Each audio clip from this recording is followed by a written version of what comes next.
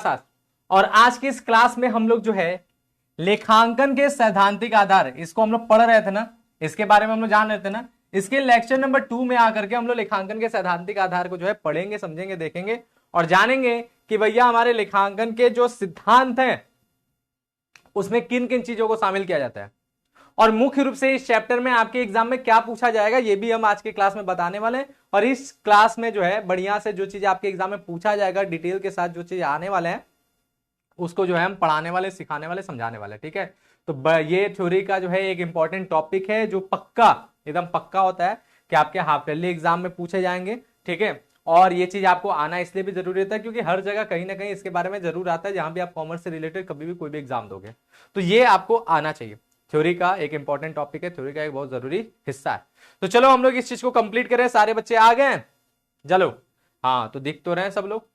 क्या सिद्धांत क्या होते हैं हम लोग इस चीज को भी समझते हैं और उसकी विशेषता भी समझते हैं कि भैया बाकी सिद्धांत की तरह, जैसे साइंस में बहुत से सिद्धांत होते हैं जो क्या होते हैं, जो सार्वभौमिक होते हैं, सर्वमान्य होते हैं, लेकिन सिद्धांत के लेखांकन के जो सिद्धांत है वो सार्वभौमिक और सर्वमान्य होते नहीं, वो क्या होता है, सामान्य मान होते हैं, है ना बात। तो इस तरह से बहुत सी परिभाषाएं था, उस मतलब बहुत सी विशेषताएं था, उन विशेषताओं से हमने लेखांकन सिद्धांत को और अच्छे तरीके से समझते हैं और फिर लेखांकन के सिद्धांतों के महत्व को जाना था कि हमारा जो लेखांकन का सिद्धांत है उसकी क्या महत्व, क्या इंपॉर्टेंस है, इस चीज को हम लोग समझते हैं। और इसके बाद लास्ट में हम लोगों ने लेखांकन सिद्धांत की प्रकृति को भी जाना था कि हमारा लेखांकन सिद्धांत उसकी क्या अपनी प्रकृति है जो बहुत हद तक विशेषता से मैच करता है और आप लोगों को बड़ा आराम से दोनों में दिख गया था कि भाई कितनी सिमिलरिटी है। क्लास क्यों कैंसिल, घर तक तो नहीं, क्लास कैंसिल है। ये एक्सेप्टेड, सबसे पहले ये हम लोग जानेंगे कि ये हमारा क्या है, समानता मान्य लेखांकन सिद्धांत, जिसको हम लोग कहते हैं जनरली, ठीक है, जनरली एक्सेप्टेड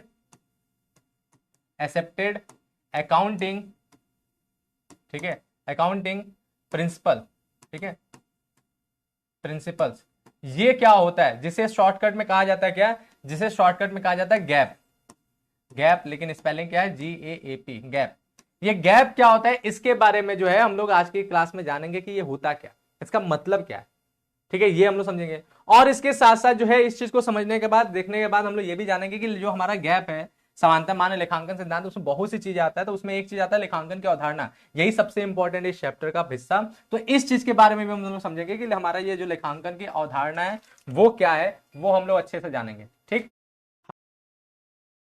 है, क्यों, जो लेखांकन का GAAP ये क्या क्या है, पहले बात करते हैं हम लोग इस गैप के बारे में।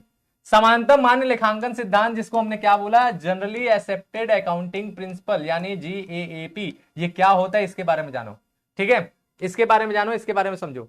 अगर हम लोग इसको समझने पे आए तो देखो क्या होता है, ये होता है कि हमारा जो लेखांकन का जो है वो सदैव एक सी तथा तुलनीय रूप से कार्य करे। देखो, लेखांकन हमेशा एक जैसा और तुलनात्मक रूप से काम करे तभी लेखांकन तो सही है, वरना अगर लेखांकन अलग अलग हो जाएगा ना, अलग अलग हो जाएगा और तुलनीय ना हो पाए तो फिर लेखांकन का मतलब नहीं है, समझे, फिर लेखांकन का कोई मतलब नहीं है। क्यों, क्योंकि अगर आप व्यापार चला रहे हो, व्यापार का हिसाब किताब कर रहे हो, तो व्यापार आपने मान लो 10 साल चलाया है, ठीक है, 10 साल आपने व्यापार चलाया, 10 साल व्यापार चलाने के बाद आपको ये चेक करना कि हमने 10 साल व्यापार चला के हमारे व्यापार में कितना प्रतिशत ग्रोथ हुआ, किस लेवल तक हम लोग आगे बढ़े, किस लेवल तक हमने अच्छा किया है। ये अगर आपको बात है सीखना है, जानना है, समझना है, तो क्या होना चाहिए, आप पहले साल से लेके इस 10वें साल तक आपस में तुलना करते हुए आओगे, तभी ना पता चलेगा कि आपका व्यापार कितना ग्रो किया है, कितना अच्छा है, तभी ना पता चलेगा। और अगर आपने हर साल लेखांकन अलग अलग विधियों से किया, एक साल कुछ और अपनाया, एक दूसरे साल कुछ और अपनाया, तीसरे साल कुछ और अपनाया, अलग अलग तरीके से आप लेखांकन करते आ रहे हो, तो क्या फिर उनकी तुलना हो पाएगा, नहीं ना। हम एक बात याद रखना, क्या कि जो तुलना किया जाता है किसी में भी, तो तुलना करने के लिए एक बात कॉमन होना चाहिए, किसी का भी किसी के साथ तुलना नहीं किया जा सकता, बात समझे।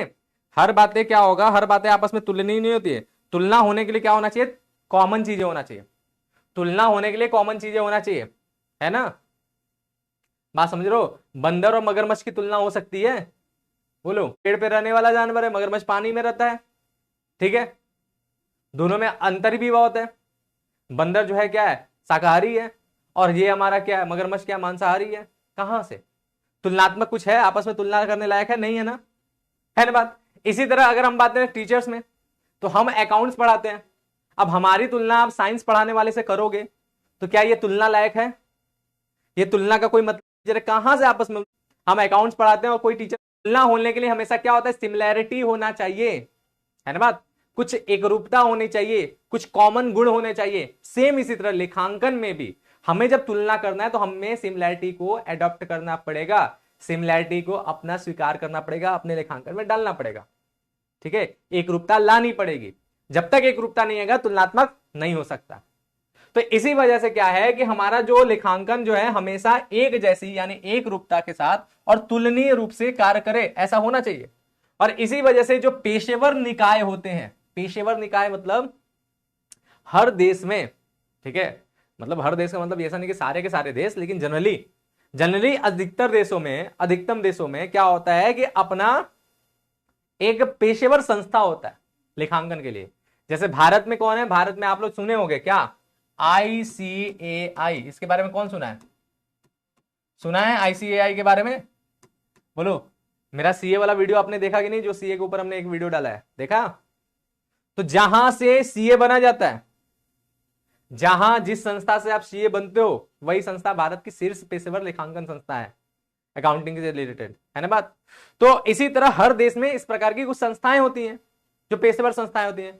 तो उन्हीं पेशेवर संस्थाओं को यहाँ पे पेशेवर निकाय बोला है। जैसे बोला भी है, देखो, जैसे institute of chartered accountants of India यानी ICAI, अमेरिका के लिए बोला है American institute of certified public accountants, ठीक है, ये अमेरिका का एक पेशेवर संस्था है। इस प्रकार की जो पेशेवर संस्थाएं होती है देशों देशों में, उनके द्वारा जो ना, उनके द्वारा कई मार्ग निर्देश यानी गाइडलाइन विकसित किए गए हैं, जिसे गैप कहा जाता है। इसी प्रकार की जो पेशेवर संस्थाएं हैं वो क्या करती हैं, वो बहुत तरीके के मार्गदर्शन जो है देती है, लेखांकन में कैसे अपनाना है, लेखांकन कैसे करना है ना बात। तो बहुत तरह के मार्गदर्शन दी हुई हैं। तो आपको पता है कि मार्गदर्शन ही यानी जो गाइडेंस है, गाइडलाइन है, मार्ग निर्देश जो है, वो जानते हो ना वो क्या है, ये मार्गदर्शन ही तो सिद्धांत बनता है। मार्गदर्शन ही क्या होता है, मार्गदर्शन ही सिद्धांत बनता है। यानी इस प्रकार से आप समझ लो कि इन संस्थाओं के द्वारा कई जो सिद्धांत दिए गए हैं, है ना बात, वो सिद्धांत समानता लोग स्वीकार करते हैं, वो सिद्धांत समानता लोग स्वीकार करते हैं। और इसी वजह से इस सिद्धांत का नाम क्या है, जनरली एक्सेप्टेड अकाउंटिंग प्रिंसिपल। लेखांकन के सिद्धांत जो क्या है, समानता मान्य है। तो सामान्य मान्य लेखांकन सिद्धांत, तो ये इसी को क्या कहते हैं, गैप हम लोग कहा जाता है, गैप कहते हैं। ठीक बात, डन है। गैप क्या होता है समझ में आ गया, GAP, इसके बारे में आपको अर्थ समझ में आ गया कि ये क्या होता है। अब इसी चीज को देखो आगे क्या बोलते हैं। अब AICPA इसके अनुसार जो होता है, क्या होता है लेखांकन सिद्धांत, समझो।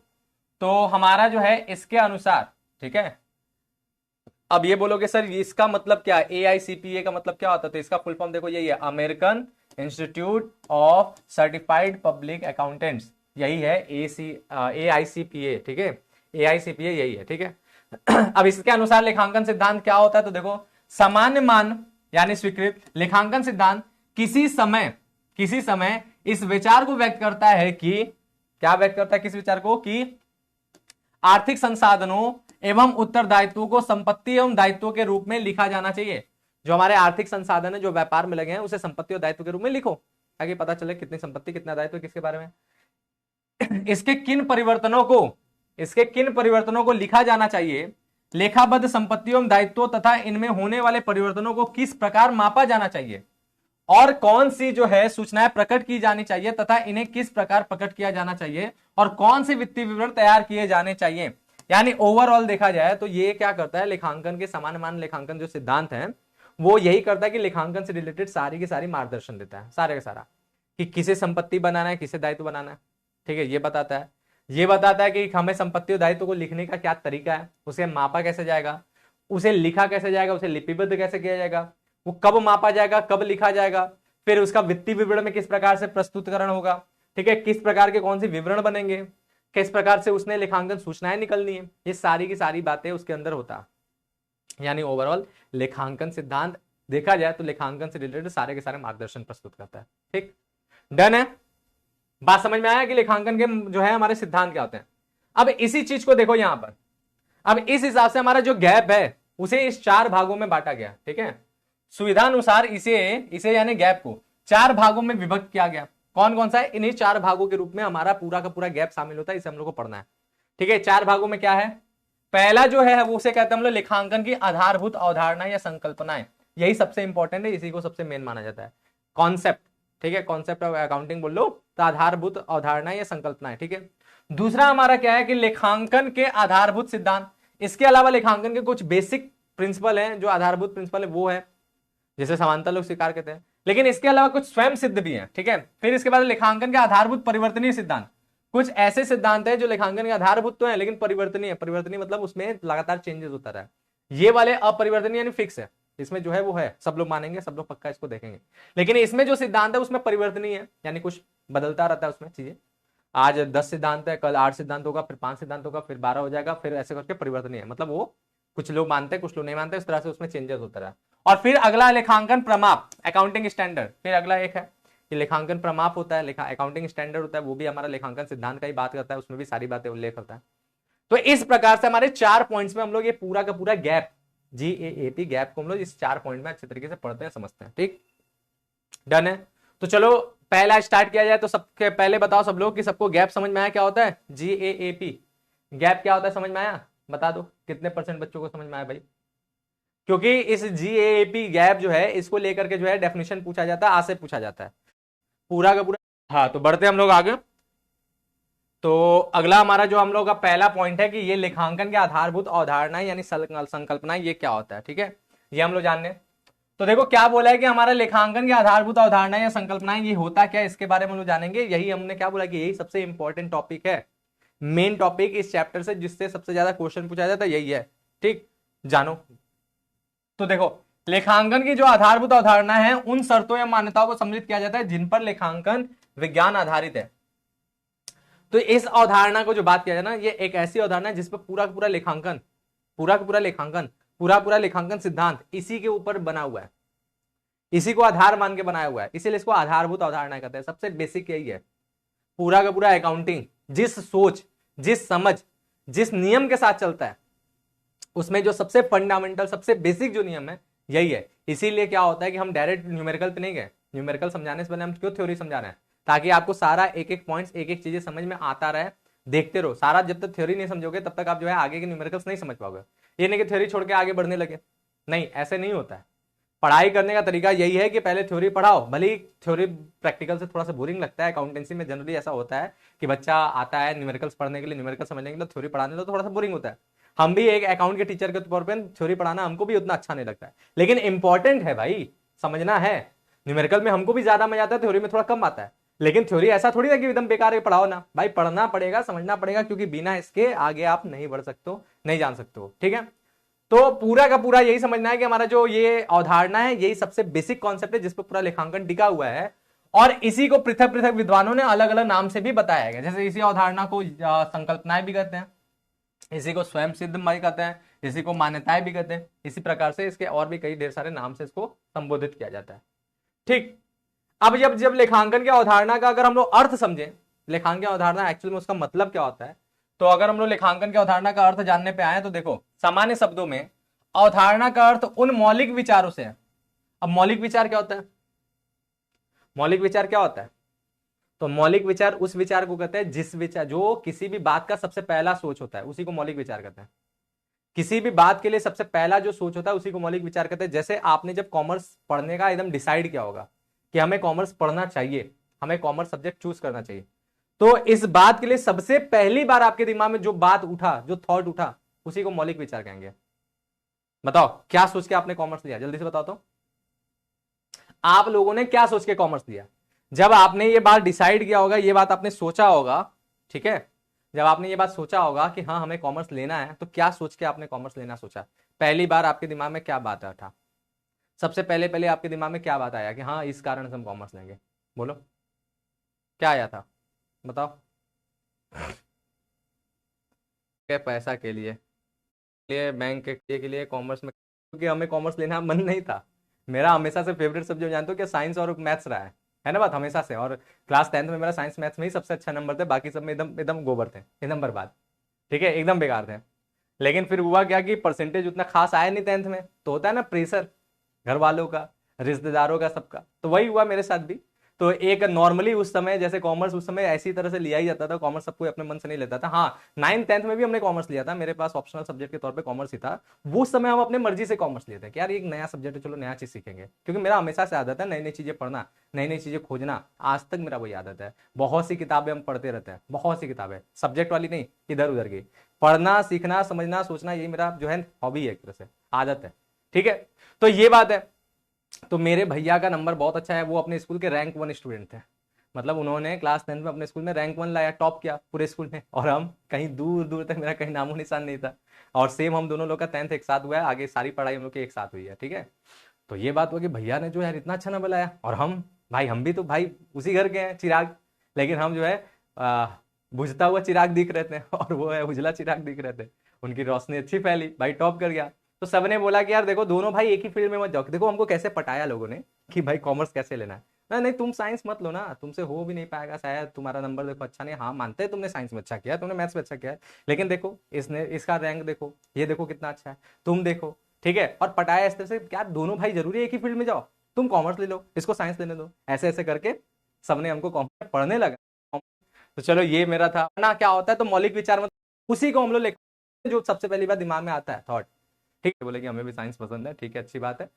हाँ देखो, तो यहां पर जानो कि हमारा जो है लेखांकन की अवधारणा क्या होता है, तो मौलिक विचार मतलब समझे ना, जो सबसे पहली बार दिमाग में आता है थॉट। ठीक है, उसी को मौलिक विचार कहते हैं, जैसे आप लोगों ने बोल भी दिया कि कैसे कैसे आया। ठीक है, कैसे कैसे आया। अब इसी तरह जब लेखांकन का हम लोग बात करते हैं कि लेखांकन जब हमें उसके बारे में कोई सिद्धांत बनाना है, लेखांकन हमें करना है, तो लेखांकन करते समय हमारे सबसे पहले दिमाग में जो जो बातें आएंगी, जो जो थॉट्स आएंगे, उसी को हम लोग लेखांकन के क्या कहते हैं, उस मौलिक विचार को कहते हैं। ठीक है, जिन पर संपूर्ण लेखा शास्त्र का ढांचा आधारित है, और ये ऐसे विचार होते हैं जो प्रमाणित नहीं किए जा सकते हैं, बिना प्रमाण के ही स्वीकार किए जाते हैं। और देखो जो मौलिक रूप से जो थॉट होते हैं ना, उसको प्रमाण करने की आवश्यकता नहीं है। लेखांकन की बात करें तो जो इसमें जो बातें होंगी, अभी आप लोग पॉइंट्स में भी समझना, जब आपने एक एक अवधारणा को समझोगे तो अपने आप ये बात क्लियर होगा कि इस अवधारणा के अंदर जो भी बातें होंगी ना, वो सबसे बेसिक पॉइंट होगा लेखांकन का, सबसे बेसिक नियम होगा। और इस नियम को किसी को क्या करना पड़ेगा, किसी को प्रूफ करने की आवश्यकता नहीं।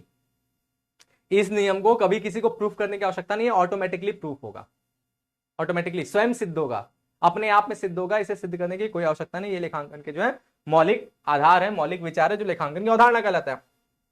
और लेखांकन के आधारभूत अवधारणाओं को इस प्रकार से स्पष्ट किया जा सकता है, यानी और भी ढेर सारे हमारे जो लेखांकन की अवधारणा है। अब एक एक अवधारणा को हम लोग समझते चलते हैं। चलो, बहुत ढेर सारी अवधारणा है, टोटल बता दे रहे हैं। टोटल जो अवधारणा है उसकी संख्या 13 मिलेगी, अलग अलग किताबों में अलग अलग भी हो सकता है, लेकिन सारी अवधारणाएं हमारे 13 होती हैं। ठीक है, 13 में होती हैं, संख्या मत लिख देते हैं, 13 लिख देते हैं। हमारी जो कुल अवधारणा है उसमें आपको कितनी मिलेगी, 13। ठीक है, हाँ कुछ किताबों में अलग अलग भी मिल सकती हैं, तो आप इससे घबराना मत। 13 हमारे मेन है, बेसिक बेसिक जो हमारे प्रमुख जो अवधारणा है वो है। ठीक है, तो चलो एक एक करके हम लोग देखते हैं। ठीक है, बात समझे, एक एक करके हम लोग देखते हैं और समझते हैं। चलो, तो हम लोग पहला पॉइंट पढ़ते हैं। ये सबसे पहला बात हमारा क्या होता है कि हमारा अस्तित्व अवधारणा। अस्तित्व अवधारणा क्या होता है भाई, सबसे बेसिक हमने बोला ना कि लेखांकन सबसे मौलिक विचार है, सबसे मूलभूत है। किसी भी लेखांकन को करने से पहले, किसी भी सौदों एवं घटनाओं को लिखने से पहले बुक्स ऑफ अकाउंटिंग में आपको यह देखना है कि क्या क्या उसके बारे में सोच रखना है, क्या क्या आपके पास विचार रखना चाहिए, उस हिसाब से बातें बोला है। तो उसमें से जो सबसे पहला हमारा अवधारणा बोला है अस्तित्व अवधारणा।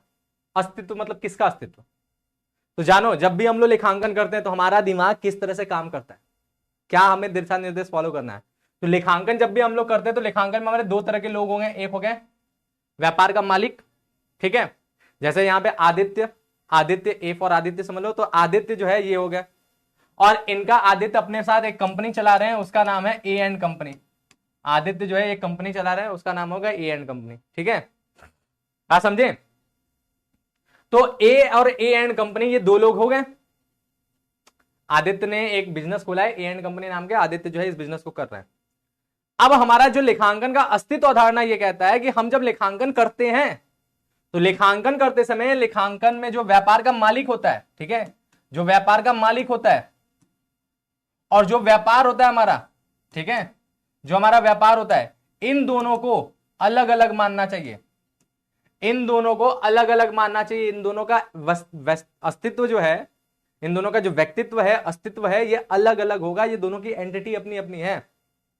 इनको दूसरा मानो, जैसे ये कोई और है, ये कोई और है, दो हैं, ये एक नहीं है, ठीक है। एक ऐसा ना, दो जिस्म एक जान, ये वाला बात नहीं। यहाँ पे क्या है, दो जिस्म दो जान है, दोनों अलग अलग है ना बात। इस तरह से इसको मान करके चलना है लेखांकन में करते समय, ठीक।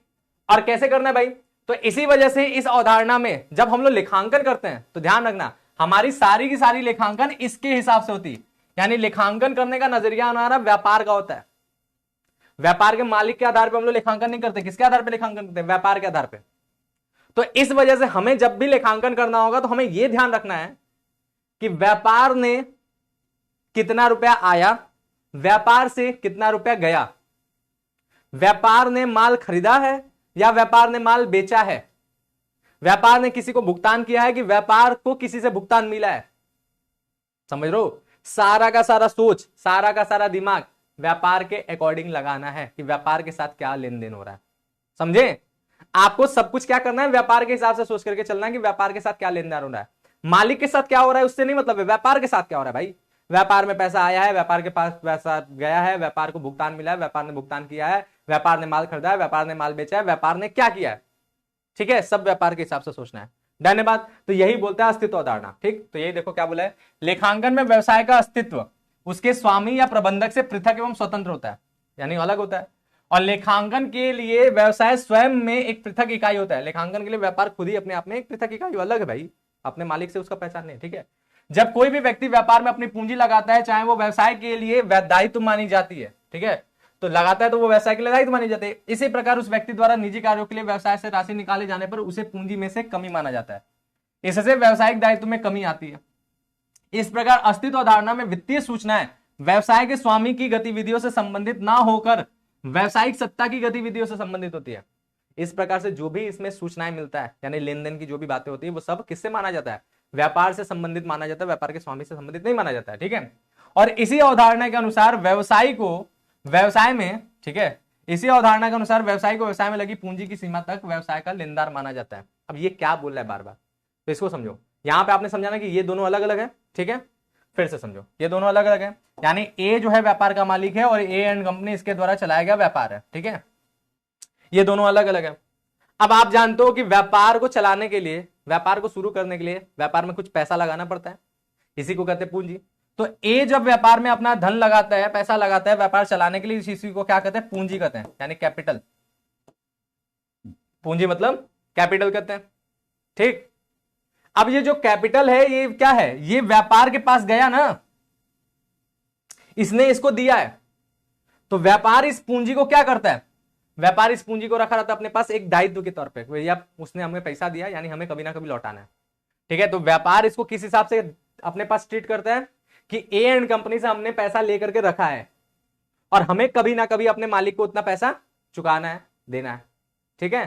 तो ये क्या होता है, इसी वजह से व्यापार में जो पूंजी है, पूंजी क्या है, पूंजी एक दायित्व माना जाता है। क्यों माना जाता है, समझ में आया, इसलिए माना जाता है क्योंकि व्यापार इस प्रकार से ट्रीट किया जाता है व्यापार में पूंजी को कि व्यापार के द्वारा वो पैसा कभी ना कभी व्यापार के मालिक को यानी व्यापारी को चुकाना है। धन्यवाद। पूंजी एक दायित्व, एक प्रकार का ऋण है, व्यापार के ऊपर एक कर्ज है जिसे लौटाना है। और इसी तरह जब व्यापार का मालिक इसमें से अपने निजी प्रयोग के लिए पैसा निकालता है, जिसे हम लोग कहते हैं आहरण यानी ड्रॉइंग्स, ठीक है। आहरण यानी ड्रॉइंग समझ में आता है ना।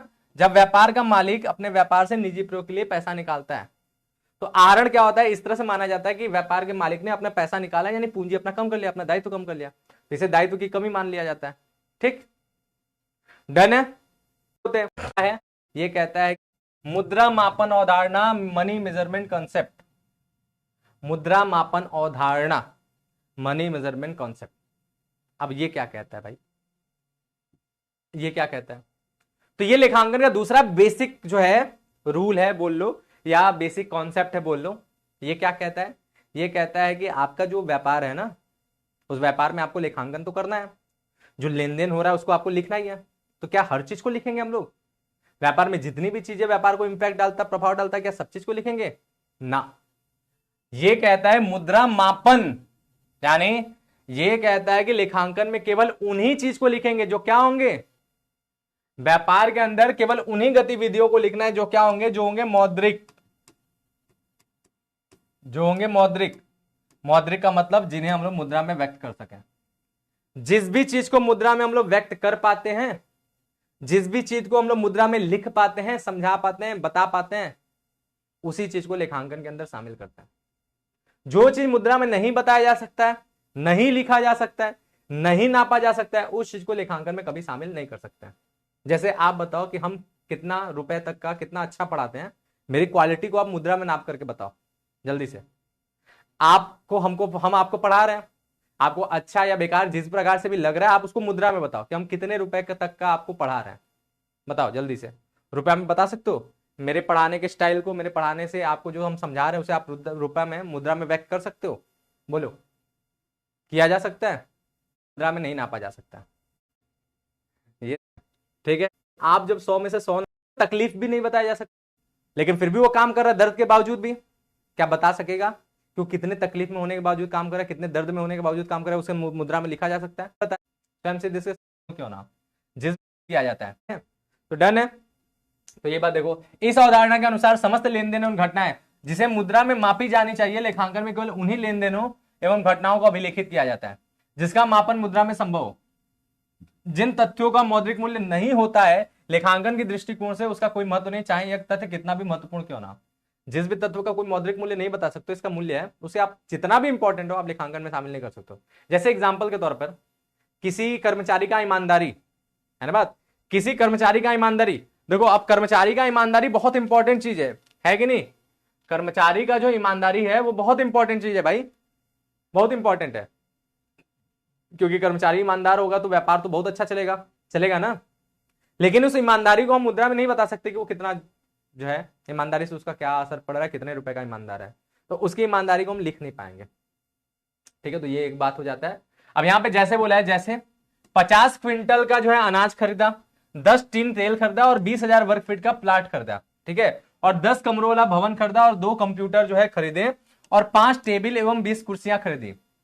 ये सारी बातें अगर खरीदी लिख दिया गया, लेकिन अगर इनका मूल्य ना पता, जैसे 50 क्विंटल अनाज खरीदा, यह अनाज कितने रुपए का पड़ा, कितने रुपए का खरीदा, ये नहीं पता होगा, तो लेखांकन में हम लिख नहीं सकते कि 50 क्विंटल अनाज खरीदा, लिख नहीं सकते।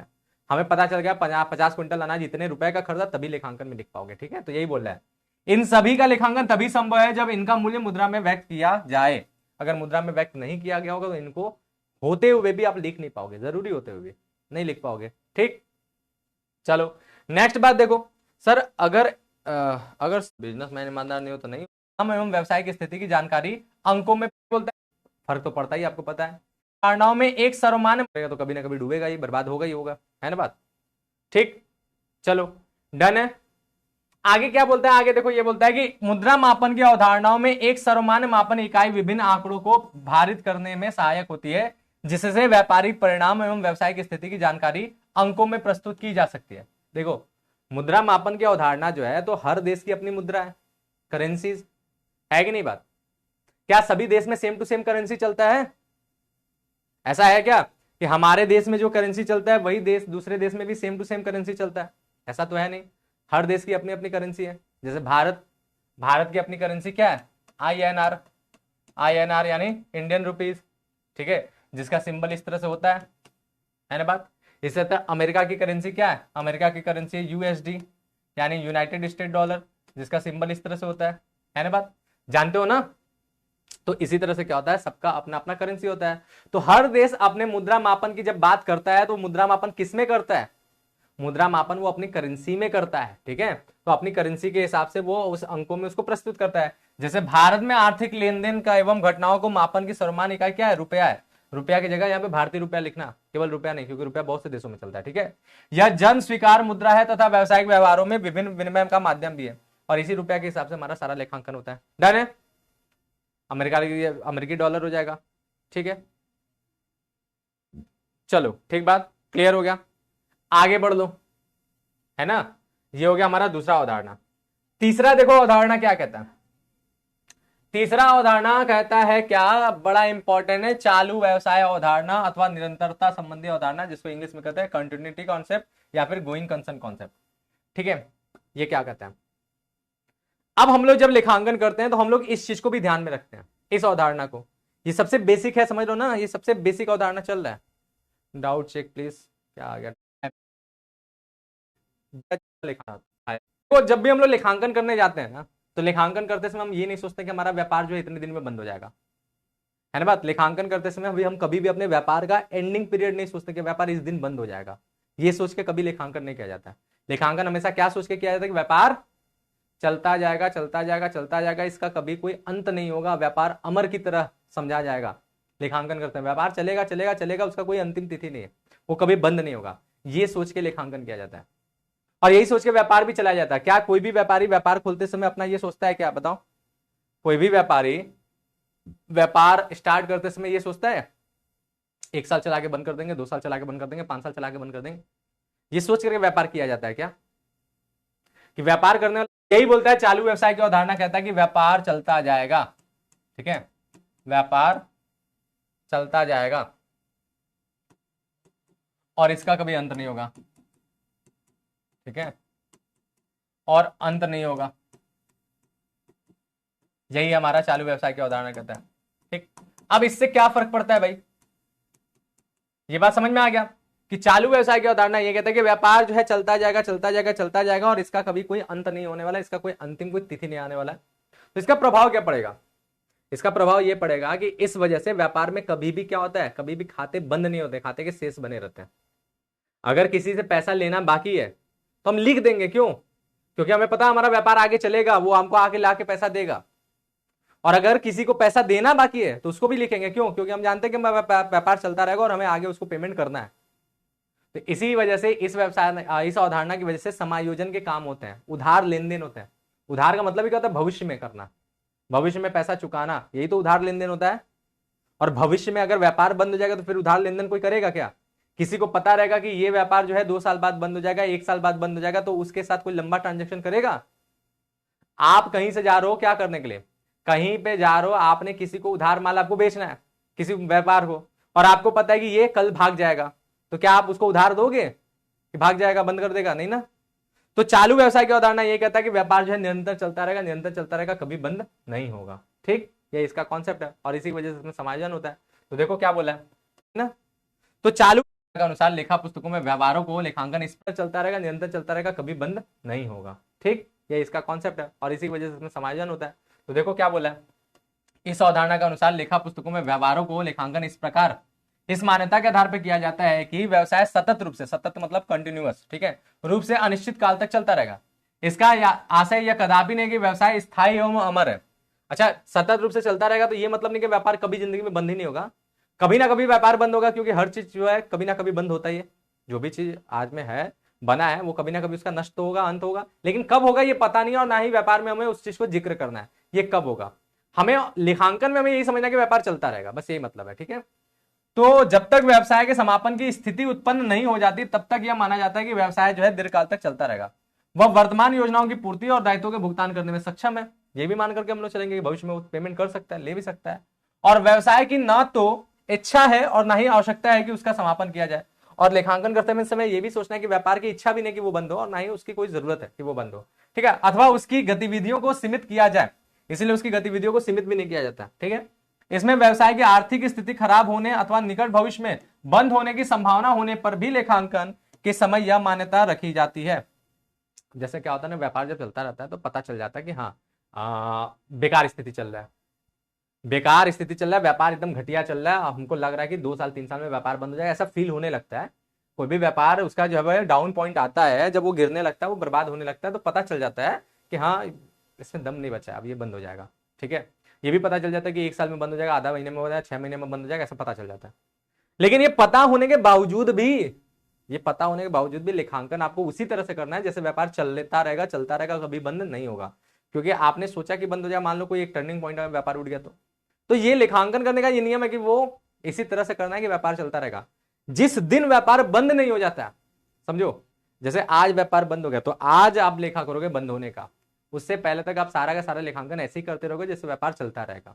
यही बात बता रहे हैं, ठीक है, कि व्यवसाय अनिश्चित काल तक निरंतर चलता रहेगा। परिणाम स्वरूप इससे लेखांकन व्यवसाय के शीघ्र समाप्त होने के भय से उत्पन्न होने वाली समस्याओं से प्रभावित नहीं होता है।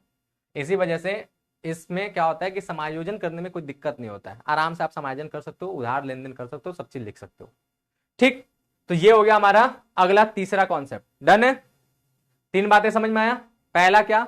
अस्तित्व अवधारणा, मालिक और व्यापारी अलग अलग। दूसरा क्या? मुद्रा मापन अवधारणा, सारी चीजें वही लिखो जो मुद्रा में नापा जा सकता है। तीसरा क्या? चालू व्यवसाय की अवधारणा, व्यापार निरंतर चलता रहेगा। ठीक है, कॉन्सेप्ट क्लियर है? कॉन्सेप्ट क्या होता है इस चीज को। नेक्स्ट हमारा है लागत अवधारणा। लागत अवधारणा यानी कॉस्ट कॉन्सेप्ट। अब ये क्या होता है भाई? लागत अवधारणा यानी कॉस्ट कॉन्सेप्ट क्या होता है इस चीज को समझो, बढ़िया से जानो कि हमारा जो है लागत अवधारणा यानी कॉस्ट कॉन्सेप्ट क्या होता है। तो देखो, कॉस्ट मतलब क्या होता है, लागत मतलब क्या होता है, किसी को पता है? बोलो।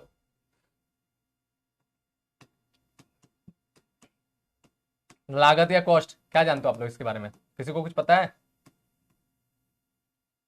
लागत या कॉस्ट इसके बारे में आप लोग क्या जानते हो? कोई जानता है क्या?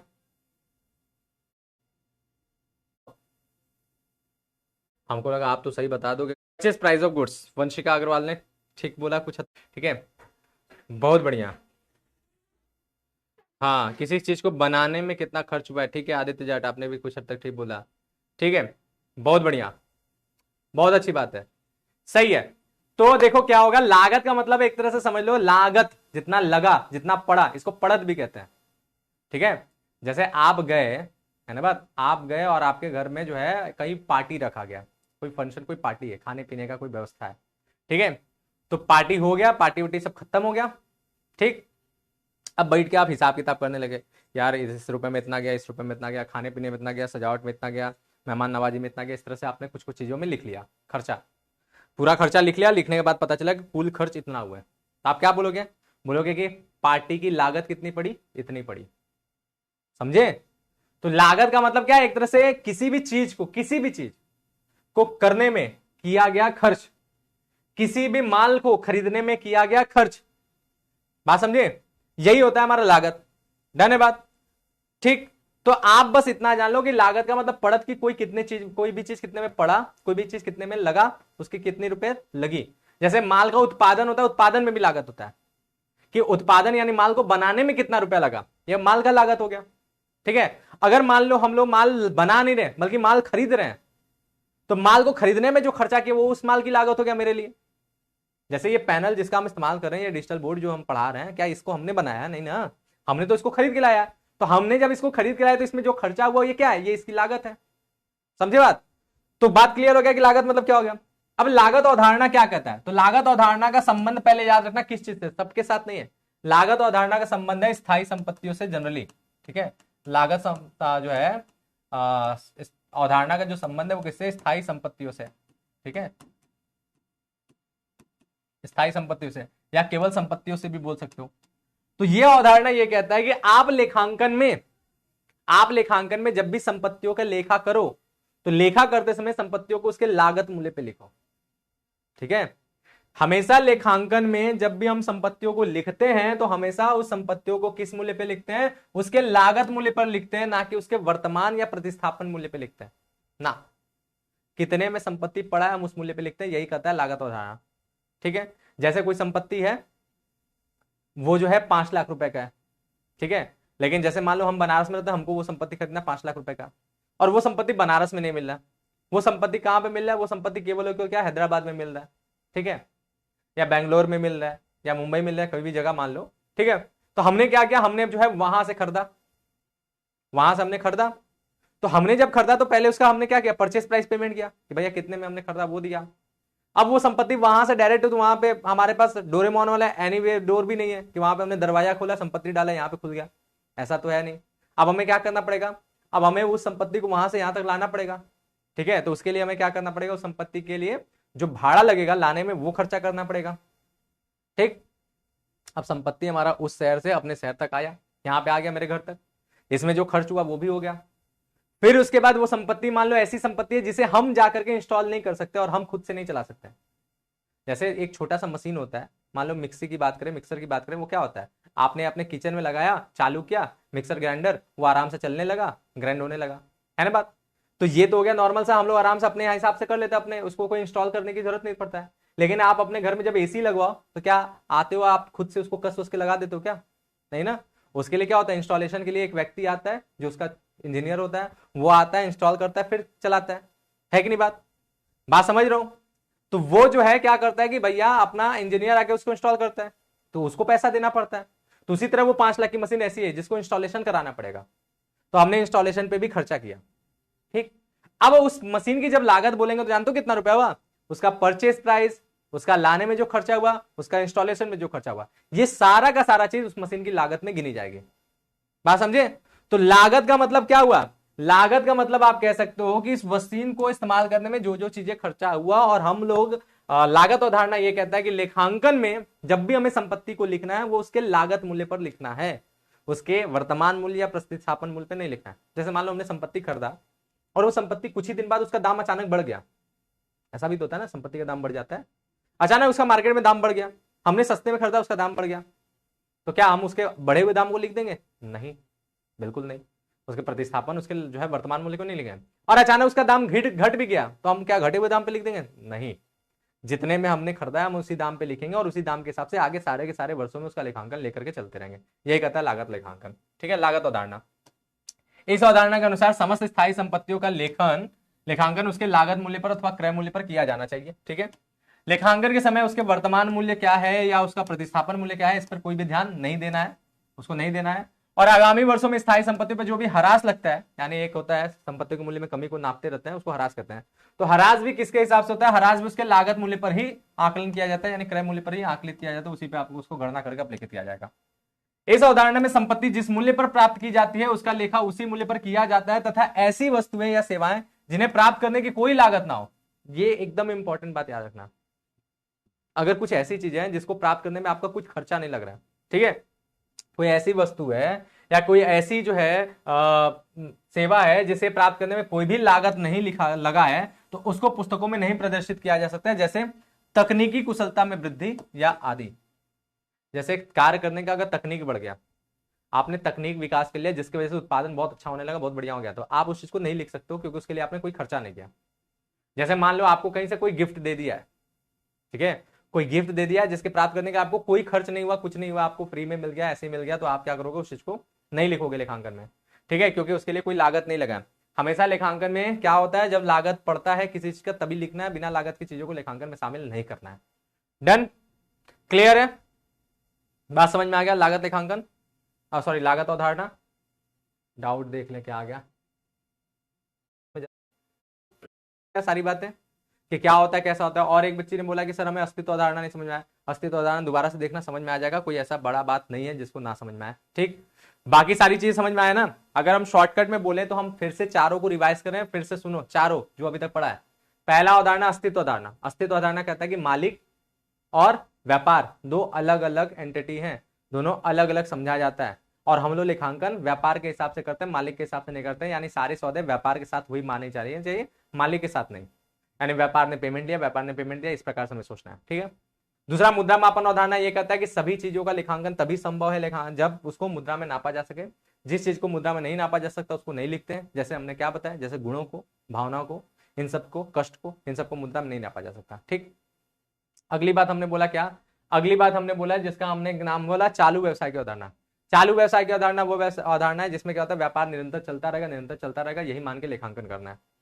यानी कभी भी हम व्यापार के एंडिंग पॉइंट को नहीं समझेंगे, व्यापार अब बंद होगा, इस तरह से हमें सोच के लेखांकन नहीं करना है। फिर नेक्स्ट हमारा हो गया कौन सा, ये लागत अवधारणा। लागत अवधारणा क्या कहता है? लागत अवधारणा ये कहता है कि हमें उन्हीं चीज को लिखना है जिसकी लागत है, और हमें जब भी स्थायी संपत्तियों का लेखांकन करना है तो उसी मूल्य पे लिखना है जिस मूल्य में वो पड़ा है, हमें जितने में हमने उसे पाया है उसी मूल्य को हम यानी लागत को लिखेंगे। जो वर्तमान मूल्य है उसको हमें नहीं लिखना है। ठीक, हो गया बात? डन यहां तक? चलो नेक्स्ट बात देखें। अगला है द्विपक्षीय अवधारणा। ठीक है, अगला हमारा कौन सा अवधारणा है? द्विपक्षीय अवधारणा। अब ये द्विपक्षीय अवधारणा क्या होता है इसको समझो। द्विपक्षीय अवधारणा जिसे हम लोग कहते हैं डुअल एस्पेक्ट कॉन्सेप्ट, और ये अवधारणा इसके बाद एक चैप्टर आएगा। ठीक है, उस चैप्टर का ये सबसे पहला पॉइंट से रिलेटेड करता है। प्रणाली, लेखांकन की प्रणाली का अपना एक चैप्टर आएगा, उसी प्रणाली में हम लोग एक प्रणाली पढ़ते हैं जिसका नाम है दोहरा लेखा प्रणाली। ठीक है, दोहरा लेखा प्रणाली, उसी से ये मिलता है, द्विपक्षीय अवधारणा उसी से मिलता है। ठीक है, दोहरा लेखा प्रणाली जिसे हम लोग द्विपक्ष प्रणाली भी कहते हैं, द्विप्रविष्टि प्रणाली भी कहते हैं जिसको। ठीक है, द्विप्रविष्टि प्रणाली भी इसी को कहा जाता है, दोहरा लेखा प्रणाली को ही। ठीक है, तो ये हम लोग जो है अगले क्लास में सीखेंगे, मतलब अगले चैप्टर में सीखेंगे, अगले क्लास में नहीं, इसके बाद वाला चैप्टर इसी के ऊपर होगा, तो उसमें हम लोग समझेंगे, जानेंगे। ठीक है, तो क्या होता है हमारा द्विपक्षीय अवधारणा, इसको जानो। ठीक, तो देखो ये बात है कि जब भी लेखांकन मतलब जब भी सौदे होते हैं ना, किसी से लेन देन होता है, ठीक है, तो हमेशा कम से कम दो चीजों पे प्रभाव पड़ता है। नाम ही है लेन देन, कभी लेन देन सुना है? ऐसा नहीं ना सुना है, या देन देन सुना है क्या? नहीं ना। हमेशा हम लोग सौदों को क्या कहते हैं, व्यापारों को क्या कहते हैं, लेन देन कहते हैं। यानी जहां पे लेना भी, जहां पे देना है, ठीक है, यानी दोनों दो तरह की बातें हो रही है जहां पे, है ना बात। ऐसा ही है लेखांकन, इन्हीं चीजों को लेखांकन में शामिल करते हैं। तो इसीलिए क्या होता है कि जब भी कोई लेन देन होता है, जब भी कोई सौदे होते हैं, तो हमेशा क्या होता है, उसका प्रभाव दो चीजों पे पड़ेगा। उसका प्रभाव हमेशा किस पे पड़ेगा, दो पक्षों में पड़ेगा, पक्का दो पक्षों में प्रभाव पड़ेगा ही, कभी सिंगल एक पक्ष पे प्रभाव नहीं पड़ सकता, दो पक्ष पे पक्का प्रभाव पड़ेगा। ठीक, अब दो पक्ष पे प्रभाव पड़ने का मतलब कैसा, जैसे एग्जांपल के कोई भी सौदा बोलो तो आप लोग, कोई भी सौदा बताओ, कोई भी लेन देन बताओ, क्या होगा, कोई भी सौदा या कोई भी लेन देन बताओ, बोलो क्या होगा। जैसे एग्जांपल के तौर पे आपने ये बैच लिया, ये सौदा हुआ ना, आपने कोई सौदा किया कि नहीं। अगर आपके पॉइंट ऑफ व्यू से सोचें तो आपने ये बैच लिया तो आपको क्या मिला, किस किस चीज पे प्रभाव पड़ा। पहला तो ये प्रभाव पड़ा आपका कि आपका पैसा गया, यानी पैसे पे प्रभाव पड़ा। और दूसरा क्या प्रभाव पड़ा, आपको इस बैच का एक्सेस मिला, यानी आपको इस बैच का सेवा मिला, तो ये सेवा मिलने का प्रभाव पड़ा। तो दो तरफ प्रभाव पड़ा नहीं। इसी तरह आप जाकर के कोई माल खरीदते हो, तो माल खरीदोगे तो पैसा गया, माल आया, माल बेचे, पैसा मिला, माल गया। इस तरह से जब भी लेन देन होता है तो दो चीजों पे कम से कम प्रभाव हमेशा पड़ता ही पड़ता है। ठीक है, तो जब दो चीजों पे प्रभाव पड़ता है तो इस तरह से ये द्विपक्ष अवधारणा ये कहता है कि हमेशा जब दो पक्षों पे प्रभाव पड़ता है तो लेखांकन हमेशा क्या करता है, एक पक्ष को डेबिट कर देता है और एक पक्ष को क्रेडिट करता है। हमेशा दो पक्षों पे जब भी प्रभाव पड़ेगा तो उसमें से कोई एक पक्ष क्या होगा, डेबिट होगा, और कोई दूसरा पक्ष क्रेडिट होगा, और दोनों हमेशा एक दूसरे के विपरीत होंगे और बराबर होंगे। एक पक्ष डेबिट जो होगा सेम दूसरा पक्ष क्रेडिट हो जाएगा और सेम टू सेम अमाउंट से। अगर एक पक्ष क्रेडिट हुआ तो दूसरा पक्ष तुरंत डेबिट हो जाएगा सेम टू सेम अमाउंट से। यानी द्विप्रविष्टि प्रणाली में क्या, दोहरा लेखा प्रणाली में क्या है, और द्विपक्ष अवधारणा में क्या है कि हमेशा दो पक्षों में लेखा होगा और एक दूसरे के विपरीत होगा। जैसे हमने बोला कि आपने जैसे मान लो कि माल खरीदा, तो माल खरीदा तो अगर आपने माल को डेबिट किया तो अपने आप कैश को क्रेडिट करोगे। ठीक है, जैसे आपने माल बेचा तो जैसे ही आपने कैश को जो है डेबिट किया वैसे आप माल को क्रेडिट करोगे। तो इस तरह से हमेशा क्या होगा, इस तरह से दोहरा लेखा प्रणाली की तरह, द्विपक्ष प्रणाली की तरह द्विपक्ष अवधारणा में क्या होता है, हर चीज को दो पक्षों में लिखा जाता है, डेबिट और क्रेडिट में। ठीक है, बात डन है। तो इस अवधारणा के अनुसार प्रत्येक व्यवसायिक व्यवहारों में दो पक्ष होते हैं तथा इन व्यवहारों के दोनों पक्षों पर समान विपरीत प्रभाव पड़ता है। क्या हमने बोला, समान और विपरीत, ये इंपॉर्टेंट है, प्रभाव पड़ता है। एक पक्ष जो है वो डेबिट होता है और दूसरा पक्ष क्या होता है, क्रेडिट होता है। ठीक है, ये व्यवहार एक और संपत्ति को प्रभावित करता है, याद रखिएगा। जब भी किसी व्यवहार को लिखते हैं, सौदों को लिखते हैं, तो जो हमारा डेबिट पक्ष होता है वो संपत्ति को प्रभावित करता है। ठीक है, ये जो संपत्ति होता है ना, ये डेबिट पक्ष का है। डेबिट पक्ष किसको प्रभावित करता है, संपत्ति को प्रभावित करता है। और वहीं जो दूसरी ओर होता है संपत्ति के विरुद्ध यानी संपत्ति का ऑपोजिट जो दूसरा पक्ष होता है वो या तो पूंजी होता है या तो दायित्व होता है, इसको प्रभाव डालता है। इसी वजह से जो दायित्व और हमारा जो वो है पूंजी है, उसका वो क्या होता है, वो क्रेडिट होता है। ठीक है, वो क्रेडिट होता है। और हमेशा देखो इसलिए डेबिट और क्रेडिट बराबर हो जाएंगे। हमेशा क्या होगा, डेबिट और क्रेडिट बराबर हो जाएंगे, क्योंकि हमारा द्विपक्ष अवधारणा है, हर सौदों को दो पक्ष में लिख ही रहे हैं। ठीक है, और परिणाम स्वरूप जो चिट्ठा होता है उसमें दोनों पक्षों का योग समान होता है, डेबिट और क्रेडिट बराबर हो जाते हैं। संपत्ति में वृद्धि होने से पूंजी अथवा लेनदार में भी वृद्धि पक्का होगा, है ना। और इसी का उल्टा, अगर संपत्ति में कमी होगा तो पूंजी और लेनदार में भी कमी जरूर होगा। तो ये बात होगा, क्योंकि दोनों बराबर चलना है। ठीक है, दोनों बराबर चलना है, तो ये बात याद रखना। अगर संपत्ति बढ़ा तो इधर भी बढ़ेगा भाई, इन दोनों में से कोई भी। अगर संपत्ति घटा तो इधर भी घटेगा, इन दोनों में से कोई भी घटेगा। ठीक है, तो इस अवधारणा से लेखांकन के आधारभूत समीकरण के रूप में हमें यह स्पष्ट किया जाता है क्या, कि संपत्तियां बराबर क्या होता है, देयता यानी लायबिलिटी प्लस पूंजी। ठीक, बात डन है, डन है। ठीक है, क्या क्यों सर, डेप्रिसिएशन